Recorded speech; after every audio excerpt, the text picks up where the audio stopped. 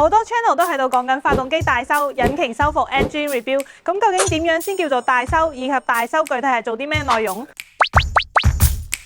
點樣先可以推遲發動機進入大修階段？我哋用一條視頻話俾你知。發動機大修係指將發動機完全分解後，對核心部件進行測量、檢查及清潔。根據實際狀況更換或修復受損部件，以恢復發動機整體性能嘅精密作業。呢項作業涉及嘅主要零部件包括曲軸、軸瓦、活塞、連桿以及氣門組件等。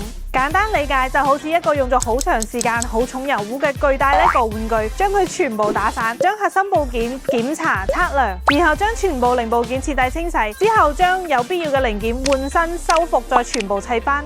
其中嘅核心部件測量檢查工作係重中之重，氣缸磨損失原度是否超過標準值，軸瓦間隙、活塞環端口間隙係咪符合原廠標準等。只有進行全面細緻嘅測量，先可以準確判斷邊個零件必須要換新，邊個零件可以修復，最大程度恢復發動機性能，將每一分錢都使喺刀刃上面。最後一個問題，要點樣先可以推遲大修，延長發動機使用壽命？首先要有良好嘅駕駛習慣，溫柔咁對待你嘅波子。其次，養大於修，嚴格按照保養週期執行符合原廠施工標準流程嘅養護工作。大修係讓波子引擎重生嘅精湛技術，而精心嘅養護係對波子最長情嘅守護。